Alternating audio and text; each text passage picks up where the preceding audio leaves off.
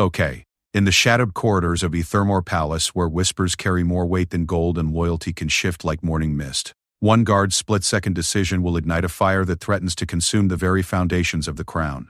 When duty collides with conscience, and orders from above contradict the oath sworn in blood, Captain Marcus Thornfield must choose between blind obedience and protecting the truth that could save a kingdom, or destroy it forever.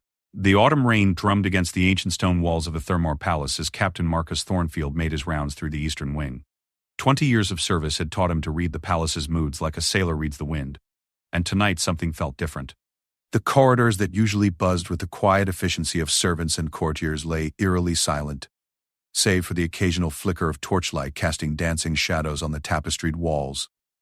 Marcus paused at the intersection leading to the royal archives, his weathered hand instinctively moving to the pommel of his sword.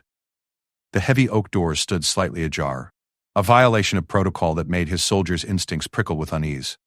No one was permitted in the archives after sunset without explicit written permission from either Queen Isabella or her heir apparent, Princess Catherine. As he approached the entrance, the sound of hushed voices drifted through the gap.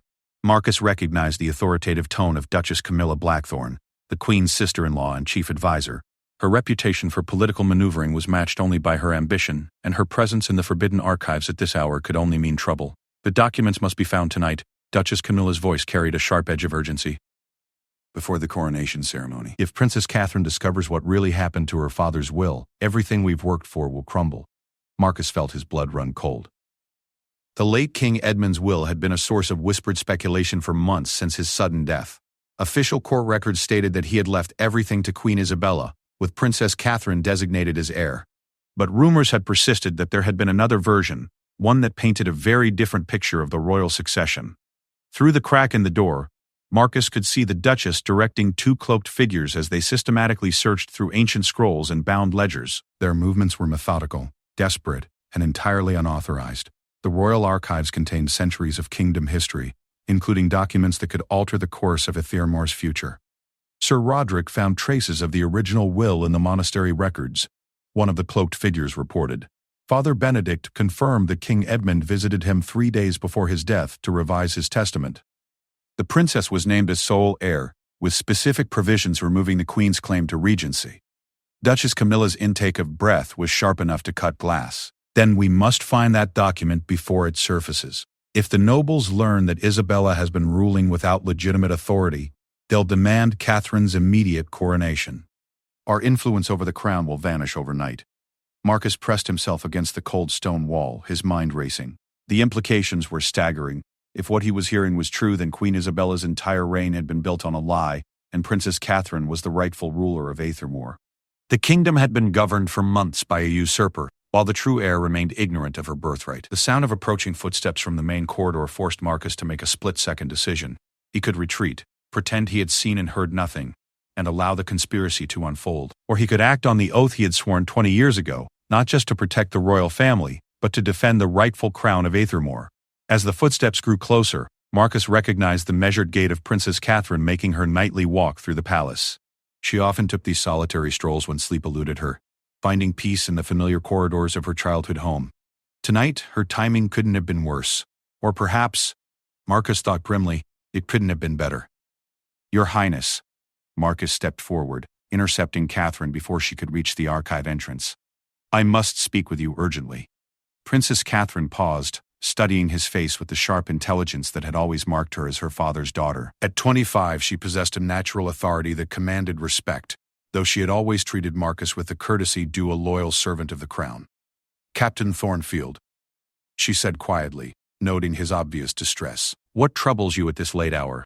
Before Marcus could respond, the archive doors swung open fully, and Duchess Camilla emerged with her companions. Her face went pale when she saw Catherine standing in the corridor, and Marcus watched as calculation and panic warred in her expression. Catherine, my dear, the Duchess said smoothly, recovering her composure with practiced ease. How unexpected to find you wandering the halls so late. I was just conducting a routine inspection of the archive's security measures. At midnight? Catherine's voice held a note of suspicion, without proper authorization or escort. Marcus felt the weight of the moment pressing down on him like a physical force. Everything he said in the next few minutes would determine not just his own fate but the future of the kingdom. The oath he had sworn echoed in his mind, to serve the crown with honor, to protect the innocent, and to defend the truth against all who would corrupt it. Your Highness, Marcus said, his voice steady despite the hammering of his heart. There are matters concerning your father's final wishes that require your immediate attention. I believe you'll find the archives contain documents that will illuminate certain irregularities in the succession records. Duchess Camilla's eyes flashed with fury, but she maintained her diplomatic mask. Captain Thornfield seems to be experiencing some confusion about palace protocols. Perhaps he should report to the infirmary for evaluation. I assure you, my lady, my mind has never been clearer. Marcus replied, meeting her gaze without flinching. The question is whether we will allow the truth to emerge or whether it will remain buried beneath layers of convenient fiction. Catherine looked between them, sensing the undercurrents of tension that crackled through the air like lightning before a storm. Her father had taught her to recognize the signs of political intrigue, and every instinct warned her that she stood at the center of something far more dangerous than a routine archive inspection. Captain Thornfield, she said formally, I order you to explain exactly what you witnessed tonight. Leave nothing out. The Duchess stepped forward, her voice sharp with authority. I'm afraid that won't be possible, Catherine. Captain Thornfield is obviously suffering from exhaustion and confusion. I'll see that he's relieved of duty immediately and receives proper medical attention. You have no authority to relieve my personal guard of his duties, Catherine replied coolly. That privilege belongs to me alone, as heir to the throne. Actually, Duchess Camilla said, her smile taking on a predatory edge. Your status as heir is precisely what we need to discuss. There have been some developments regarding your father's will that may affect your position in the line of succession. Marcus watched as understanding dawned in Catherine's eyes. She had always been quick to grasp the implications of political maneuvering, and now she could see the trap that had been carefully constructed around her. The late-night search of the archives, the Duchess's defensive posturing and Marcus's obvious distress all pointed to a conspiracy that threatened everything she had believed about her place in the kingdom. I see, Catherine said quietly. And I suppose these developments just happened to come to light at this convenient hour, when the palace sleeps and witnesses are scarce. The two cloaked figures who had been searching the archives exchanged nervous glances, clearly uncomfortable with the direction the confrontation was taking. Marcus recognized them as minor court officials, men who could be bought or coerced, but who lacked the stomach for direct confrontation with royalty. Your Highness, one of them stammered, we were merely following orders to conduct a comprehensive review of succession documents. No disrespect was intended. Whose orders? Catherine asked sharply. Before they could answer, Duchess Camilla intervened. The orders came from Queen Isabella herself. As regent, she has every right to investigate matters concerning the royal succession. Then why was I not informed? Catherine demanded. As heir apparent, I should have been consulted about any review of my father's will. Marcus saw his opening and seized it. Because, Your Highness, there are questions about whether you are indeed the heir apparent, or whether you are, in fact, the rightful Queen of Ethermore. The silence that followed his words was deafening. Even the rain seemed to pause in its relentless drumming against the windows, as if the very palace held its breath. Duchess Camilla's careful composure finally cracked, revealing the fury and desperation beneath. You forget yourself, Captain, she hissed. These are matters of state that are far above your station. I suggest you remember your place before you say something you'll regret. My place, Marcus replied steadily, is at the service of the rightful ruler of Ethermore. The question is, who is that ruler? Catherine stepped forward, her bearing suddenly more regal, more commanding. The uncertainty that had clouded her features was replaced by a steely determination that reminded Marcus powerfully of her late father. I want to see these documents, she said firmly, all of them. And I want a full explanation of why a search was being conducted in secret without my knowledge or consent. Duchess Camilla's laugh was sharp and bitter. And if I refuse, what then, Catherine? Will you have me arrested by your faithful captain? On what grounds? I am acting within my authority as senior advisor to the crown. You are acting as a conspirator against the legitimate succession, Marcus said bluntly. I witnessed you instructing your associates to locate and presumably destroy evidence of the true royal will. That constitutes treason against the crown. The accusation hung in the air like a blade poised to fall. Treason was a charge that could not be taken lightly, even against someone of Duchess Camilla's standing. But it was also a charge that required evidence that might disappear if Catherine did not act quickly. Captain Thornfield, Catherine said formally, I order you to secure the royal archives and prevent anyone from entering or removing documents until this matter can be properly investigated. You cannot give such an order, Duchess Camilla protested. Only the Queen has that authority. Unless, Catherine said quietly, I am already the Queen. The words settled over them like a shroud, carrying implications that none of them were fully prepared to face. If Catherine's suspicions were correct, then everything that had transpired since her father's death had been a carefully orchestrated deception. The kingdom had been ruled by false authority, important decisions had been made without legitimate backing, and the true sovereign had been kept in ignorance of her own power. Marcus felt the weight of history pressing down on him as he drew his sword and positioned himself between Catherine and the archive entrance. The blade gleamed in the torchlight, a symbol of the oath he had sworn and the duty he was prepared to fulfill, regardless of the consequences. I stand with the rightful ruler of Ethermore, he declared solemnly. Let those who would oppose her step forward and face the judgment of their actions. The challenge was unmistakable, and the response would determine whether the truth would finally come to light or whether it would be buried forever beneath the weight of ambition and deceit. In the flickering shadows of the ancient corridor, the fate of a kingdom hung in the balance, waiting for someone to tip the scales toward justice or toward conspiracy. Catherine moved to stand beside Marcus, her hand resting on the ceremonial dagger at her belt. I accept your loyalty, Captain. Now let us discover what truths my father left for us to find. As the confrontation reached its crescendo, none of them could have imagined that their actions in that midnight corridor would set in motion a chain of events that would shake the very foundations of Ethermore, challenging not just the legitimacy of the current regime, but the nature of power itself in a kingdom built on secrets and sustained by lies. Part 2. The Queen's Gambit. Dawn broke gray and sullen over Ethermore Palace, matching the mood that had settled over the royal household like a suffocating blanket. Word of the midnight confrontation in the archives had spread through the servant quarters, with the speed of wildfire, carried by hushed whispers and meaningful glances. By the time the morning bell chimed from the palace tower, every soul within the ancient walls knew that something momentous had occurred in the night. Marcus stood at attention outside Princess Catherine's private chambers, his armor bearing the scratches and dents of a sleepless night spent securing the royal archives. Dark circles shadowed his eyes, but his posture remained ramrod straight, a testament to the discipline that had kept him alive through 2 decades of palace service. The events of the previous evening had transformed him from a simple guard into something far more dangerous, a man with knowledge that could topple kingdoms. The heavy footsteps echoing through the corridor announced the arrival of Queen Isabella long before she appeared around the corner. At 42, she remained a striking woman, her auburn hair crowned with the circlet that symbolized her regency. But this morning, her usually composed features were marred by lines of tension, and her green eyes blazed with barely controlled fury. Behind her walked Sir Edmund Ashworth, the royal chancellor, a thin man whose calculating mind had helped Isabella navigate the treacherous waters of court politics since her husband's death. His presence at this early hour confirmed what Marcus had suspected. The Queen had been informed of the night's events and was preparing her response. Captain Thornfield, Queen Isabella's voice carried the chill of a winter morning. I understand there was some confusion last night regarding access to the royal archives. Marcus remained at attention, his gaze fixed straight ahead.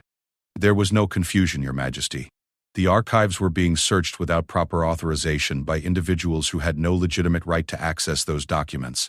Sir Edmund stepped forward, his voice smooth with practiced diplomacy.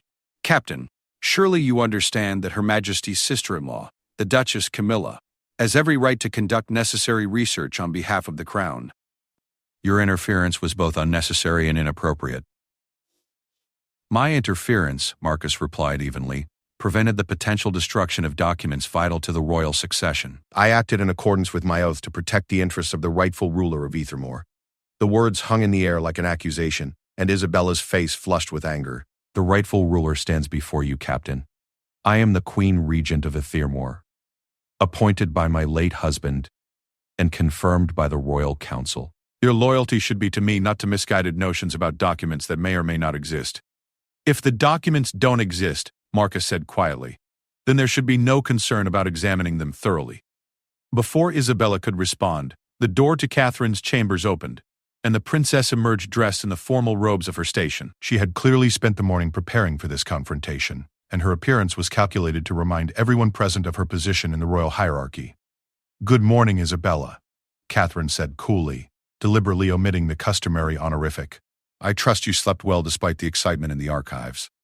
Isabella's jaw tightened at the slight, but she maintained her diplomatic mask. Catherine, my dear, I understand you were involved in last night's unfortunate misunderstanding. I'm sure we can resolve this matter quickly and quietly. I'm sure we can, Catherine agreed. As soon as I have the opportunity to examine my father's complete will, including any documents that may have been sealed or stored separately from the official court records. Sir Edmund cleared his throat nervously. Your Highness, the late king's will was read publicly upon his death. The succession is clear, and has been accepted by the Royal Council. There's no need to revisit matters that have already been settled. Unless, Catherine said, her voice sharp as a blade, those matters were never properly settled in the first place. The accusation struck home, and Isabella's careful composure finally cracked. How dare you question the legitimacy of my regency? I have ruled a Thermore faithfully since your father's death, protecting the kingdom and preparing for your eventual coronation. This is how you repay my dedication. I question nothing except why my father's final wishes are apparently a subject of such concern that they require midnight searches and secret document reviews, Catherine replied. If everything is as it should be, then transparency should pose no threat. Marcus watched the exchange with growing admiration for Catherine's political acumen. She was maneuvering Isabella into a position where refusing access to the documents would appear suspicious, while demanding transparency would risk exposing whatever conspiracy had been unfolding in the shadows. The sound of approaching footsteps interrupted the tense standoff, and Duchess Camilla appeared at the far end of the corridor, flanked by 2 members of the royal guard. Her face was a mask of cold determination, and Marcus immediately recognized the tactical nature of her arrival. She had brought backup. Isabella, the Duchess said as she approached. I see you're addressing last night's unfortunate incident. I hope Captain Thornfield is prepared to explain his insubordination and the serious breach of protocol he committed. There was no breach of protocol on my part, Marcus said firmly. I prevented unauthorized access to sensitive documents and protected the princess from what appeared to be a conspiracy against her interests. Duchess Camilla's laugh was bitter. Conspiracy?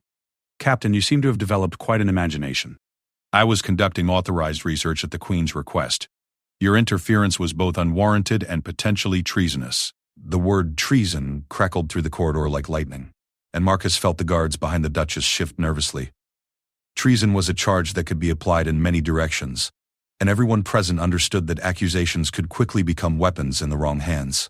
If there's treason here, Catherine said quietly, it lies in the systematic attempt to conceal my father's true final wishes from the rightful heir to the throne. Isabella's face went pale. Catherine, you're speaking of matters you don't understand. The succession laws are clear, and the Royal Council has confirmed my authority as regent until your coronation. These wild theories about hidden documents serve no purpose except to destabilize the kingdom. Then prove it, Catherine challenged. Grant me full access to the royal archives, including any sealed documents from my father's final days. If there's nothing to hide, then there's nothing to fear from the truth. The silence that followed was deafening. Marcus could see the wheels turning in Isabella's mind as she calculated her options. Granting Catherine's request risked exposing whatever secrets lay hidden in the archives, but refusing would only strengthen suspicions about the legitimacy of her reign. Sir Edmund stepped forward, attempting to provide his queen with a diplomatic escape. Perhaps we could arrange for a formal review by the Royal Council, with proper procedures and oversight. Surely that would address everyone's concerns while maintaining appropriate protocols. How long would such a review take? Catherine asked sharply. Several weeks, perhaps months, Edmund replied. These matters require careful consideration and cannot be rushed. Marcus saw the trap immediately. Several weeks would provide ample time for inconvenient documents to disappear or be altered. The Royal Council, dominated by Isabella's supporters, would hardly provide objective oversight. The suggestion was a delaying tactic designed to protect the status quo while eliminating any evidence that might challenge it. Unacceptable, Catherine said firmly. I demand immediate access to all documents relating to my father's final wishes. Any delay will be seen as evidence of a conspiracy to conceal the truth. Duchess Camilla stepped forward, her voice dripping with false concern. Catherine, my dear, these accusations are becoming quite serious. Perhaps you should consider the implications of challenging your stepmother's authority so publicly. The nobles are already whispering about instability in the royal family. Such displays could damage the crown's reputation permanently. It was a masterful manipulation, playing on Catherine's sense of duty to the kingdom while implicitly threatening political consequences for her actions. But Marcus could see that Catherine had inherited more than just her father's throne. She had also inherited his political instincts. The crown's reputation, Catherine replied coldly. depends on legitimacy. If my father's true will establishes a different line of succession, then the current arrangement is not just questionable, it's fraudulent. The word hung in the air like a sword poised to fall. Fraudulent. It was an accusation that could not be ignored or dismissed, and Marcus watched as its implications rippled through the small group gathered in the corridor. Isabella's mask finally slipped completely, revealing the desperation beneath her regal facade. You ungrateful child. I have protected this kingdom, guided its policies, and prepared the way for your eventual rule. Is this how you repay my loyalty? With accusations and suspicion? I repay loyalty with loyalty, Catherine said quietly, but I will not repay deception with blind trust. The confrontation had reached a breaking point, and Marcus knew that the next few minutes would determine whether truth or conspiracy would prevail. He shifted slightly, his hand moving instinctively toward his sword hilt as he prepared for whatever might come next. It was then that a new voice cut through the tension, clear and authoritative despite its age. Perhaps it's time to end this charade. Everyone turned to see Father Benedict, the elderly chaplain who had served the royal family for over 30 years, walking slowly down the corridor. His white robes rustled softly with each step, and his weathered face bore the expression of a man who had reached the limits of his patience with earthly deception. Father Benedict, Isabella said, surprise evident in her voice. What brings you to the palace so early? The old priest smiled sadly. The same thing that should have brought me here months ago, Your Majesty. The weight of knowledge that has grown too heavy for these old shoulders to bear alone. Marcus felt his pulse quicken. Father Benedict had been mentioned during the midnight search, something about monastery records and conversations with the late king. If anyone knew the truth about King Edmund's final wishes, it would be the chaplain who had served as his spiritual advisor and confidant. Father, Sir Edmund said nervously, surely any private conversations between you and the late king are protected by the sanctity of confession. Indeed they are, Father Benedict agreed. But King Edmund's final visit to me was not for confession. He came to ensure that certain documents were properly witnessed and secured, should questions ever arise about his intentions. The impact of his words was immediate and devastating. Duchess Camilla stepped backward as if physically struck, while Isabella's face went white with shock. Catherine, meanwhile, straightened with new hope, recognizing that her suspicions were about to be validated. What documents? Catherine asked quietly. Father Benedict reached into his robes and withdrew a sealed envelope, its wax bearing the unmistakable imprint of the royal seal. Your father's true final testament, Princess. Written in his own hand 3 days before his death and witnessed by myself and Brother Marcus of the monastery. He feared that his official will might be altered after his passing, and he wanted to ensure that his true wishes would survive any attempt at deception. The silence that followed was absolute. Even the morning sounds from the courtyard seemed to fade away, leaving only the thundering of hearts and the whispered promise of revelation that hung in the air like incense.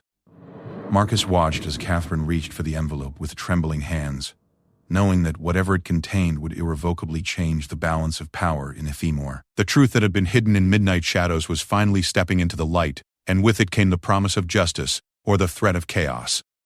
As Catherine's fingers touched the wax seal, Isabella made one final desperate gambit. Stop, she commanded, her voice cracking with authority and desperation. That document has not been authenticated by the Royal Council. It cannot be considered valid until proper procedures have been followed. But Catherine was already breaking the seal, her eyes scanning the parchment with growing amazement. When she looked up, her face was transformed by a mixture of vindication and sorrow. It appears, Isabella, she said softly, that those proper procedures were followed long ago. The only question now is why they were ignored. The battle for the truth was far from over, but Marcus could see that the tide had begun to turn. In the growing light of morning, the shadows that had concealed conspiracy and deception were finally beginning to retreat, revealing a landscape that none of them had been prepared to navigate. The question now was not whether the truth would emerge, but whether the kingdom could survive its revelation. The great hall of Ethermore Palace had witnessed many momentous occasions throughout its centuries of existence, but none quite like this. Ancient tapestries depicting the kingdom's glorious history looked down upon a scene that would either add another chapter to that legacy or mark the beginning at its end. The massive stone chamber normally reserved for state ceremonies and formal court proceedings now served as an impromptu tribunal, where truth and deception would finally face each other in open combat. Marcus stood at his assigned position near the great wooden doors, his eyes constantly scanning the assembled crowd for signs of trouble. The hall buzzed with nervous energy as nobles, court officials, and representatives from across the kingdom filled the ornate seats. Word of the morning's revelations had spread like wildfire, and by midday it seemed as though half the aristocracy of Athemor had descended upon the palace to witness what promised to be either Catherine's vindication or her downfall. At the center of the hall, a great oak table had been placed, its surface bearing the weight of documents, scrolls, and ledgers that represented decades of royal history. Father Benedict sat at one end, his weathered hands folded peacefully over the sealed testament that had shattered Isabella's carefully constructed world. The old chaplain's presence lent an air of sacred authority to the proceedings, while his calm demeanor suggested a man finally at peace with the burden he had carried for so long. Queen Isabella entered the hall with all the pomp and circumstance her position demanded, but Marcus noticed the subtle signs of strain that no amount of royal regalia could completely conceal. Her steps were slightly less steady than usual, her smile more forced, and her eyes carried the haunted look of someone who knew their carefully built world was crumbling around them. Sir Edmund and Duchess Camilla flanked her, their faces masks of determined defiance even as their body language betrayed their growing desperation. When Catherine made her entrance, the contrast was immediately apparent. Gone was the uncertainty that had marked her demeanor in recent months, replaced by a regal bearing that seemed to fill the great hall with its presence. She wore the ceremonial robes of the heir apparent, but something in her carriage suggested she already considered herself something more. The transformation was remarkable, and Marcus found himself thinking that this was how a true queen should look when claiming her birthright. Lord Chancellor William Fairfax, the kingdom's highest judicial authority, took his position at the head of the table with obvious reluctance. As a man who had served under 3 monarchs, he understood better than most the delicate nature of succession disputes and their potential to tear kingdoms apart. His responsibility was to ensure that proper legal procedures were followed, regardless of his personal feelings about the outcome. "We are gathered here," Lord Fairfax began, his voice carrying clearly through the hushed hall, "to examine certain documents that have been presented as evidence regarding the royal succession of Athemor. These proceedings will be conducted according to ancient law and custom, with full respect for the gravity of the matters at hand." Isabella rose from her seat, her voice steady despite the circumstances. "Lord Chancellor, I must protest these irregular proceedings. The succession of Athemor was properly established upon my late husband's death and confirmed by the Royal Council. This theatrical display serves no purpose except to destabilize the crown and undermine legitimate authority." "Your Majesty's objection is noted," Lord Fairfax replied diplomatically. "However, when questions arise regarding royal succession, the law requires that all relevant evidence be examined thoroughly. Princess Catherine has presented compelling reasons to believe that additional documentation exists regarding the late king's final wishes." Catherine stood, her voice clear and confident. "Lord Chancellor, I present to this assembly a document bearing my father's hand and seal, witnessed by Father Benedict and Brother Marcus of the St. Aldrich Monastery. This testament, written 3 days before my father's death, presents a markedly different vision of the royal succession than the document read upon his passing." She lifted the parchment, its ancient vellum crackling slightly in the silence. "According to this testament, my father explicitly named me as his sole heir, with full royal authority to pass to me immediately upon his death. There is no provision for a regency, no interim period of shared rule. I was to become Queen of Athemor the moment he drew his last breath." The impact of her words rippled through the assembled crowd like a stone thrown into still water. Gasps and whispered conversations erupted from the gallery as nobles processed the implications. If Catherine's document was authentic, then Isabella's entire reign had been illegitimate, every law she had signed invalid, every policy she had enacted without proper authority. Sir Edmund leaped to his feet, his diplomatic composure finally cracking under pressure. "This is preposterous." The Royal Council examined King Edmund's will thoroughly before confirming the regency. If such a document existed, it would have been presented at that time. Father Benedict's voice, though aged, carried remarkable authority as he addressed the assembly. "Sir Edmund, you speak of what the Royal Council examined, but you were not present when His Majesty visited me in his final days. You did not witness his fears about certain individuals who might seek to modify his intentions after his death." The old chaplain's words struck the hall like a thunderbolt. The implication was clear. King Edmund had suspected that his official will might be tampered with, leading him to create a backup document that would preserve his true intentions. Duchess Camilla rose, her face flushed with anger and desperation. "Father Benedict, you were always known for your loyalty to Princess Catherine. How can we be certain that your testimony isn't colored by personal favoritism? Documents can be forged. Seals can be duplicated. Where is the proof that this testament is genuine? It was a shrewd attack, questioning not just the document's authenticity, but the credibility of its witness. Marcus watched as Father Benedict smiled sadly, as if he had been expecting this line of questioning. Lady Camilla raises valid concerns about authentication, the chaplain agreed. Fortunately, His Majesty anticipated such doubts. He reached into his robes once more and withdrew a small wooden box. Brother Marcus and I were instructed to preserve not just the document but also the materials used in its creation. Opening the box, Father Benedict revealed the royal seal used to mark the testament, along with samples of the ink and parchment.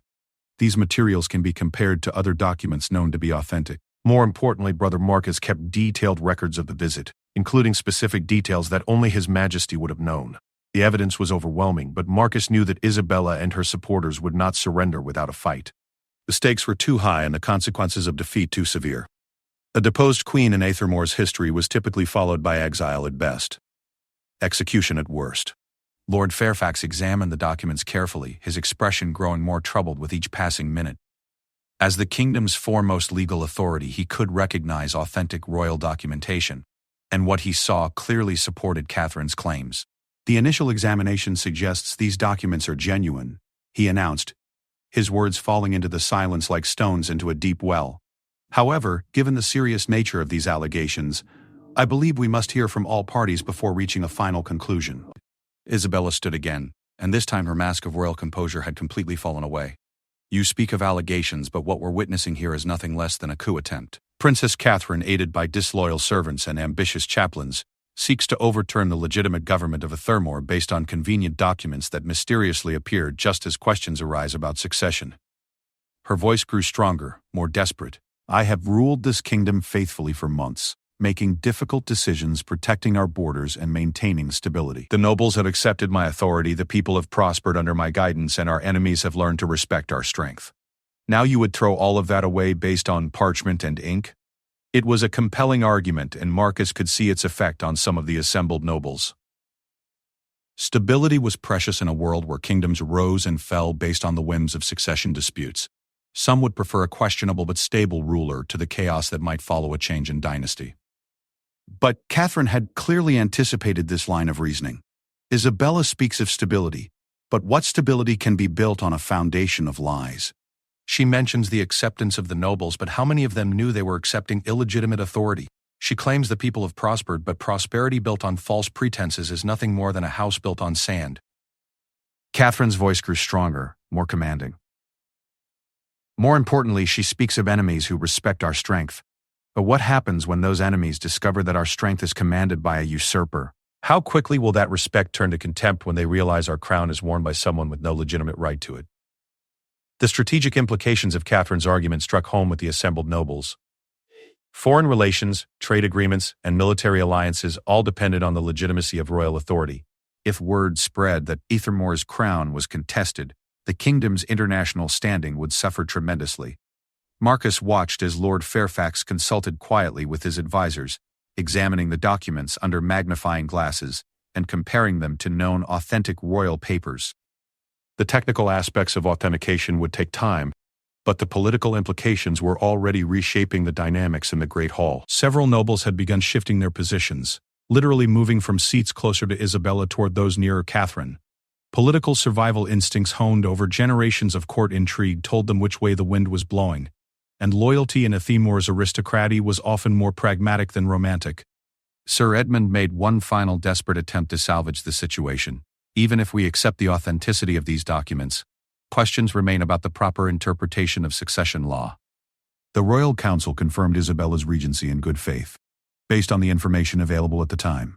Surely that provides some legitimacy to her rule, regardless of what may have been hidden. Lord Fairfax shook his head slowly. Sir Edmund, the law is clear on this matter. If a subsequent testament is discovered that contradicts previous understanding of royal succession, and if that testament can be authenticated as genuine, then it takes precedence over earlier arrangements. The intentions of the deceased monarch, properly documented and witnessed, supersede all other considerations. The finality in his voice left no room for interpretation. Isabella's regency, built on what now appeared to be either incomplete information or deliberate deception, could not survive the revelation of Edmund's true final wishes. Isabella's face went white, as the full implications hit home. You're talking about overturning months of legitimate governance based on a document that conveniently surfaces just when questions arise about succession. The precedent you're setting here will destabilize every crown in the known world. The precedent I'm setting, Lord Fairfax replied gravely, is that the truth matters more than convenience, and that legitimate succession cannot be built on false foundations. If other crowns find that precedent destabilizing, perhaps they should examine their own foundations more carefully. As the legal and political arguments reached their conclusion, Marcus found himself thinking about the human cost of the revelations. Isabella, whatever her faults, had genuinely believed herself to be the legitimate ruler. Her shock and despair were real, as was her fear of what would come next. Catherine, meanwhile, was discovering that claiming a birthright came with responsibilities she had never fully considered, but perhaps most importantly, the kingdom itself was learning that truth, however inconvenient, had a power that transcended political maneuvering and personal ambition. The great hall of Thermore Palace, witness to centuries of royal drama, was adding another chapter to its history, one that would be remembered as the day when legitimacy triumphed over expedience, and when the rightful queen finally claimed her throne. As Lord Fairfax prepared to render his official decision, Marcus could feel the weight of history settling over the assembly like a heavy cloak. The next words spoken would echo through the ages, marking the end of one reign and the beginning of another. The question now was not whether Catherine would be recognized as the rightful queen, but whether the kingdom could survive the transition from deception to truth. The announcement of Catherine's legitimacy as the rightful queen of Aethermore should have been a moment of triumph. But as Marcus observed the aftermath unfolding in the Great Hall, he realized that victory often came with costs that few anticipated. The formal recognition of Catherine's claim had taken less than an hour. Dealing with its consequences would take considerably longer.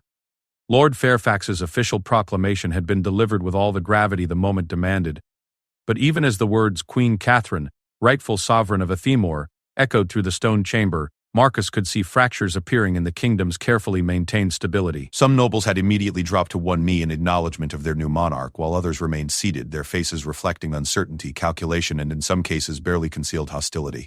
Isabella had received the announcement with a dignity that surprised many who had expected dramatic protests or emotional outbursts. Instead, she had simply inclined her head in acknowledgement before requesting permission to address the assembly one final time. The request itself was telling. She was already acknowledging Catherine's superior authority, even as she struggled to process the complete collapse of her world. "Lords and ladies of Aethermore," Isabella began, her voice steady despite the devastation that must have been consuming her. "I have served this kingdom faithfully according to my understanding of my late husband's wishes. If that understanding was flawed, the fault lies not in malice but in incomplete information. I will not contest Queen Catherine's rightful claim, but I ask that the transition of power be conducted with the dignity befitting our ancient crown." Her words were graceful in defeat, but Marcus noticed the subtle tension in her posture, the way her eyes occasionally flicked toward Duchess Camilla and Sir Edmund. The immediate crisis of succession might have been resolved, but the political ramifications were just beginning to unfold. Isabella had supporters throughout the kingdom, nobles who had benefited from her policies, officials who owed their positions to her favor, and citizens who had prospered under her rule. They would not all accept the change as gracefully as she appeared to be doing. Queen Catherine, the title still felt strange even in Marcus's thoughts, stepped forward to address her former stepmother with a mixture of authority and compassion that suggested the political wisdom she had inherited from her father. "Isabella," she said formally, "your service to Aethermore is acknowledged, and your graceful acceptance of these circumstances honors both you and the crown. However, the irregularities in succession have created legal complications that must be addressed. All policies enacted during the period of contested authority will need to be reviewed and, where appropriate, reaffirmed under legitimate royal decree." The implications sent a ripple of unease through the assembled nobles. Treaties signed, laws enacted, appointments made, and lands granted during Isabella's reign would all come under scrutiny. Some decisions might be upheld, others might be modified or reversed entirely. The uncertainty would create chaos in administrative circles and potentially destabilize relationships with foreign powers who had negotiated with Isabella in good faith. Sir Edmund rose to address this concern directly. "Your Majesty," he said, the honorific clearly directed at Catherine now. "Surely the principle of continuity in governance suggests that wholesale revision of policies would harm the kingdom more than benefit it. Many of the decisions made during the Regency were sound and beneficial to Aethermore's interests." It was a shrewd political argument, and Marcus admired the speed with which Edmund was adapting to the new reality. Rather than defending Isabella's legitimacy, he was now advocating for the preservation of her legacy through practical governance concerns. Catherine considered this carefully before responding. Sir Edmund, your point about continuity has merit. However, the people of Ethermore deserve to know that their laws and policies carry the authority of legitimate royal decree. I propose a comprehensive review process, conducted openly and with full input from the Royal Council. Those policies that serve the kingdom's interests will be reaffirmed. Those that do not will be revised or replaced. The promise of open review and council input was politically astute, offering nobles a role in shaping the new regime while asserting Catherine's ultimate authority. But Marcus could see that not everyone was satisfied with this compromise. Duchess Camilla in particular had remained ominously silent throughout the proceedings, her calculating gaze suggesting that she was formulating plans that went beyond graceful acceptance of the new order. As if summoned by his thoughts, the Duchess finally rose to speak. Your Majesty, she said, her tone carefully neutral, while I accept the legitimacy of your claim, I believe it's important to consider the broader implications of these revelations. If the succession can be overturned based on previously unknown documents, what precedent does this set for future disputes? How can any noble house feel secure in their holdings if hidden testaments can emerge at any time to challenge established arrangements? The question was designed to sow seeds of doubt among the nobility, suggesting that Catherine's ascension represented a threat to their own security rather than a restoration of legitimate order. It was a subtle but potentially effective piece of political manipulation, and Marcus watched carefully to see how Catherine would respond. Duchess Camilla raises concerns that deserve serious consideration, Catherine acknowledged, demonstrating the diplomatic skills she would need as queen. However, the circumstances here are unique. My father's testament was not hidden through negligence or oversight, but preserved as a safeguard against potential tampering. The precedent we establish today is not that succession can be challenged frivolously, but that truth will ultimately prevail over deception, regardless of how well that deception is concealed. Her response was measured and thoughtful, but Marcus could see that the Duchess was not finished. There was something in her posture or tension that suggested she was preparing for a more dramatic intervention. Your Majesty speaks of truth prevailing over deception, Duchess Camilla continued, her voice taking on a harder edge. But how are we to know where truth ends and ambition begins? Father Benedict has been known to favor your claim since childhood. Documents can be forged with sufficient skill and motivation. Even seals can be duplicated by those with access to royal materials. The accusation hung in the air like a poisoned arrow, striking directly at the foundation of Catherine's claim. By questioning the authenticity of the documents despite Lord Fairfax's preliminary examination, the Duchess was attempting to reignite the controversy that had seemingly been resolved. Father Benedict's response was swift and dignified. Lady Camilla, your accusations pain me deeply, but I understand they arise from desperate circumstances rather than genuine belief. If you wish to challenge the authenticity of His Majesty's final testament, I invite you to present experts who can examine both the document and the materials used in its creation. Truth fears no scrutiny. The challenge was elegantly delivered, placing the burden of proof back on those who would question the document's legitimacy. But Marcus could see that the Duchess was not backing down. If anything, her expression had hardened into something approaching desperation. Very well, she said, her voice carrying a new note of steel. If we're to settle this matter definitively, let me present evidence that may cast a different light on these proceedings. She gestured toward the great doors, and Marcus felt his blood run cold as they opened to admit a figure he had hoped never to see again. Brother Marcus of St. Aldrich Monastery, the supposed co-witness to King Edmund's final testament.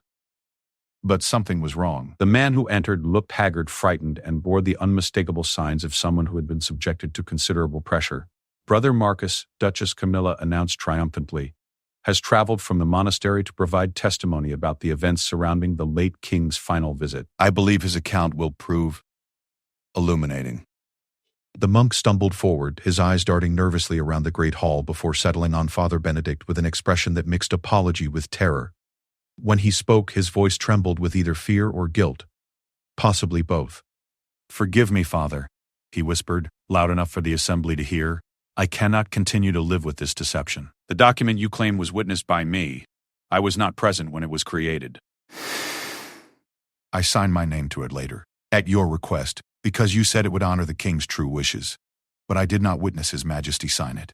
The impact of his words was devastating. Gasps echoed through the hall as the foundation of Catherine's claim appeared to crumble. If Brother Marcus had not actually witnessed the document's creation, then the testament lacked proper authentication according to royal succession law. Father Benedict's face went white with shock and betrayal. Marcus, what are you saying? You were there when His Majesty signed the testament. We discussed every detail afterward. How can you deny what we both witnessed?" Brother Marcus looked away, unable to meet the old chaplain's eyes. "I'm sorry, Father. The pressure, the threats, I cannot bear it any longer. I must tell the truth even if it destroys everything." Marcus felt the ground shifting beneath his feet as he realized the full implications of what was happening. Either Brother Marcus was lying now, coerced by Duchess Camilla into false testimony that would invalidate Catherine's claim, or Father Benedict had indeed fabricated evidence to support his favored candidate for the throne. Either way, the revelation threatened to plunge the kingdom into chaos. Catherine stood frozen, her face pale as she processed the collapse of her seemingly certain victory. The nobles in the hall began murmuring among themselves, their loyalties now thrown into confusion by the contradictory testimony. Some who had hastily aligned themselves with Catherine began edging back toward neutral positions, while Isabella's supporters showed the first signs of renewed hope. Lord Fairfax raised his hand for silence, his expression grave as he considered the implications of this new development. This testimony raises serious questions about the authentication of the disputed testament. Without proper witnessing, the document cannot be considered valid evidence of royal succession, regardless of its apparent authenticity in other respects. Isabella rose slowly, her bearing showing the first signs of renewed confidence. "Lord Chancellor, while I take no pleasure in these developments, the law is clear. The royal testament must be properly witnessed to carry legal weight. If Brother Marcus was not present during the document's creation, then it cannot supersede the previously accepted succession arrangements." The reversal was stunning in its completeness. In the space of minutes, Catherine had gone from vindicated queen to potential pretender, while Isabella found herself once again in possession of legitimate authority. But Marcus, watching the interplay of expressions across the great hall, suspected that this dramatic turn was not as spontaneous as it appeared. The truth, it seemed, was far more complex than anyone had imagined, and the price of discovering it might be higher than the kingdom could afford to pay. As accusations and counter-accusations began to fly across the great hall, Marcus realized that the real battle for Athemor's crown was just beginning, and the weapons being deployed were far more dangerous than swords or shields. In a kingdom where truth itself had become a battlefield, victory would go not to the righteous but to the ruthless, and the cost of defeat might be the destruction of everything they had all sworn to protect. The great hall of Athemor, witness to centuries of royal drama, was about to add its most complex chapter yet. One where the line between justice and conspiracy had become so blurred that even the participants could no longer be certain which side they were truly fighting for. The great hall had transformed from a courtroom into something resembling a battlefield, where words served as weapons and loyalty shifted like sand beneath the feet of those who thought they understood the nature of power. Marcus stood at his post, his weathered hands resting on his sword hilt, watching the kingdom of Athemor tear itself apart over questions that should have had simple answers but had instead revealed the complex nature of truth itself. Brother Marcus's devastating testimony had thrown the entire assembly into chaos, but Marcus Thornfield, veteran of 20 years of palace intrigue, had begun to notice inconsistencies in the monk's behavior that others seemed to miss. The man who stood before them now bore little resemblance to the confident, principled religious scholar Marcus had met during King Edmund's funeral preparations. But Brother Marcus had been articulate, steady, and possessed of the quiet authority that came from years of scholarly discipline. This man was a broken shell, his eyes darting constantly toward Duchess Camilla, as if seeking approval or fearing retribution. As the assembly erupted in heated debate over the implications of the recanted testimony, Marcus made a decision that would have profound consequences for everyone in the hall. Moving with the purposeful stride that had carried him through countless dangerous situations, he approached Lord Fairfax and requested permission to address the assembly. "Lord Chancellor," Marcus said quietly, "I have served in this palace for 20 years, and in that time I have learned to recognize the difference between willing testimony and coerced confession. I believe there are matters here that require further investigation before any final judgments are rendered." Lord Fairfax looked at him with surprise, clearly unused to having palace guards inject themselves into matters of royal succession.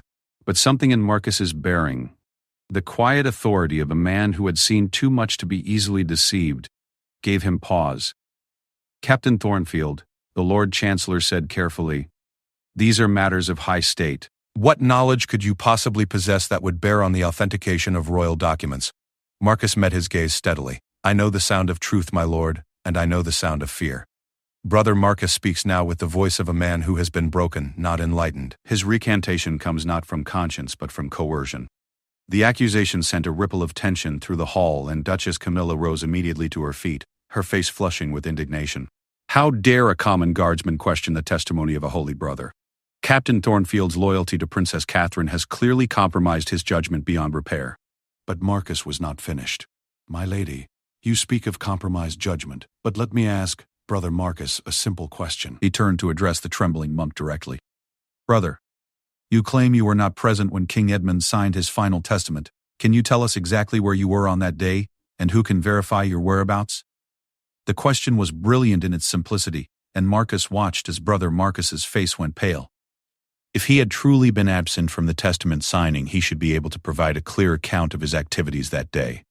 If he could not, it would suggest that his memory of events was either faulty or deliberately obscured. I was, Brother Marcus stammered, his eyes flickering toward Duchess Camilla with increasing desperation.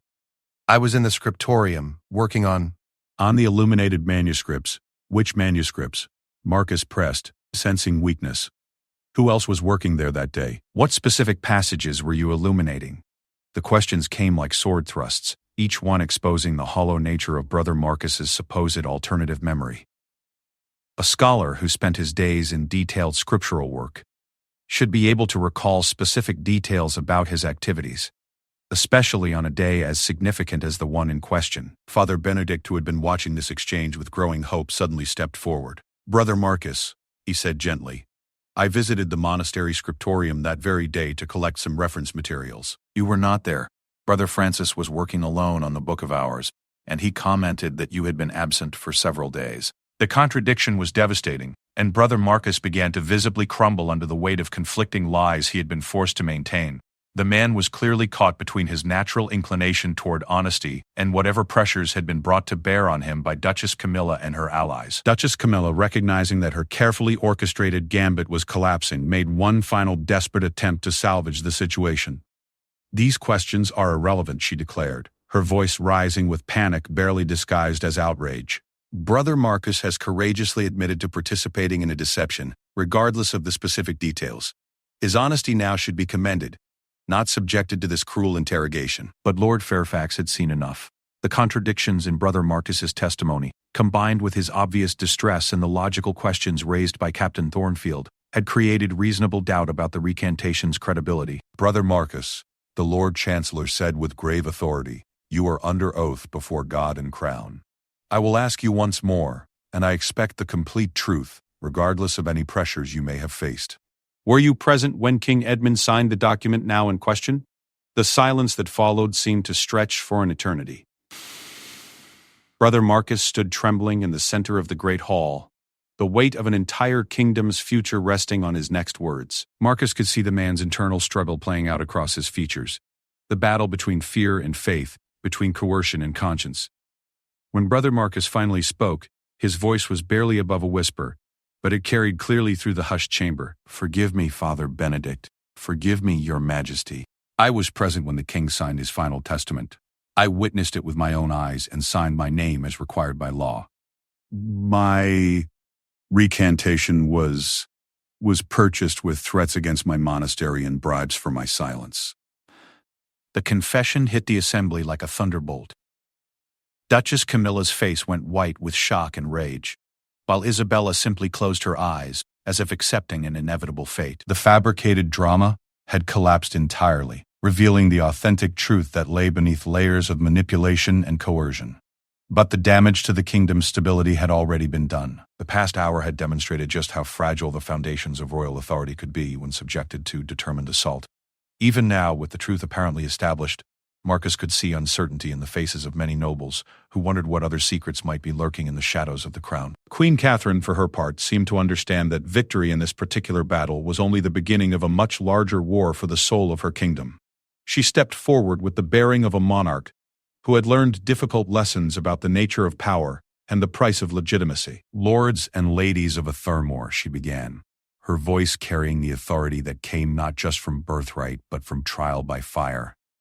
The events of today have revealed more than just the truth about succession. They have shown us how easily truth can be obscured, how readily fear can overcome conscience, and how dangerous it becomes when those sworn to protect the crown instead seek to manipulate it for their own ends. Her gaze settled on Duchess Camilla with unmistakable intent. The charges against my stepmother's sister are serious. Conspiracy against the crown, attempted forgery of testimony, and coercion of a religious witness. These crimes strike at the very heart of royal authority and cannot be overlooked in the interests of political convenience. Duchess Camilla straightened, seeming to find some final reserve of defiance even in defeat. You speak of crimes, Catherine, but I acted out of genuine concern for the kingdom's stability. Your father's sudden change of succession plans, implemented in secret just days before his death, threatened to destabilize everything we had worked to build. I sought to preserve continuity and prevent chaos. You sought to preserve your own power, Catherine replied coldly, by denying me knowledge of my rightful inheritance and manipulating the succession to serve your political interests. Your concern for stability was nothing more than a mask for personal ambition. The exchange crystallized the fundamental conflict that had driven the entire crisis.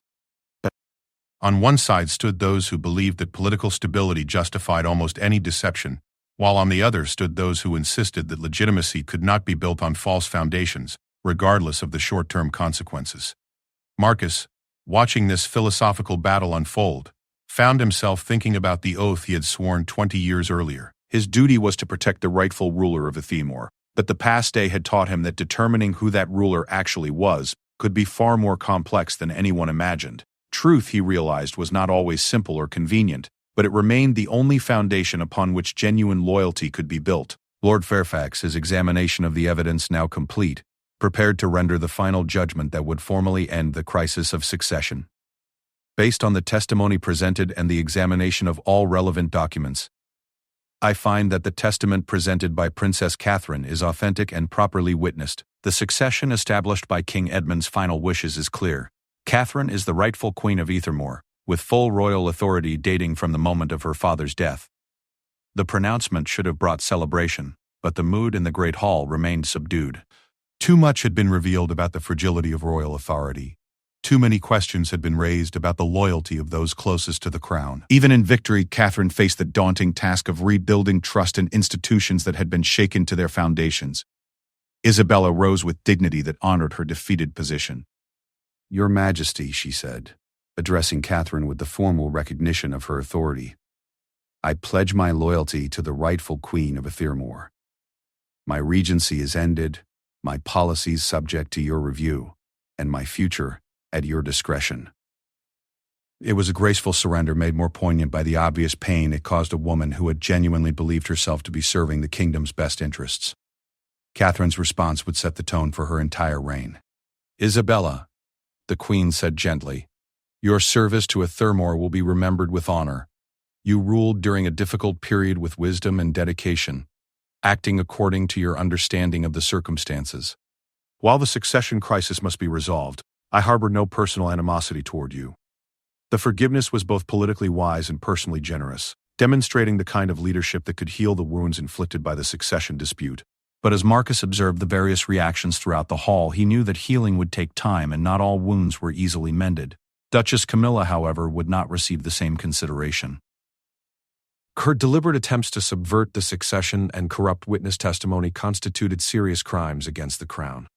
As the Queen's guards moved to escort her from the hall, she turned back with a final warning. You think you've won, Catherine, but victory in this battle may cost you the war. The nobles will remember how easily succession can be challenged, how readily established authority can be overturned. Your reign will be spent looking over your shoulder, wondering who might possess the next inconvenient document or the next recanted testimony. Her words carried the sting of truth even in defeat. The precedent established by Catherine's successful challenge to Isabella's regency would indeed create uncertainty throughout the kingdom's aristocracy. But Marcus, watching his new queen's response, saw in her face the determination that had carried her through the crisis. Perhaps that uncertainty will serve as a reminder, Catherine replied, that authority built on truth needs fear no challenge, while power built on deception will always be vulnerable to exposure. If my reign is spent defending legitimate succession against false claims, then at least it will be a reign with clean hands and a clear conscience. As the Great Hall slowly emptied and the immediate crisis of succession finally came to an end, Marcus remained at his post, contemplating the lessons of the past day. He had learned that truth was indeed more complex than he had imagined, that loyalty required wisdom as well as dedication, and that protecting the crown sometimes meant challenging those who claimed to speak for it. The kingdom of Ethelmore had survived its trial by fire, but it had emerged changed. The absolute nature of royal authority had been questioned, The loyalty of courtiers had been tested, and the very foundations of succession law had been examined and found both strong and fragile. As Queen Catherine prepared to begin her reign in earnest, Marcus knew that his own service was entering a new phase. No longer would he be simply a palace guard following orders. He had become a defender of truth itself, sworn to protect not just the person of the monarch but the principles that made monarchy legitimate. The great hall fell silent as the last of the nobles departed, leaving only the echoes of history and the promise of a future built on foundations that had been tested and found worthy of trust. In the end, Marcus reflected, that might be the most valuable lesson of all. That truth, however difficult to discover and painful to confront, remained the only basis upon which lasting authority could be built. The crisis of succession was over, but the real work of building a kingdom worthy of its crown was just beginning. Access denied. Palace guard defies orders to shield Kate from Camilla's secret probe.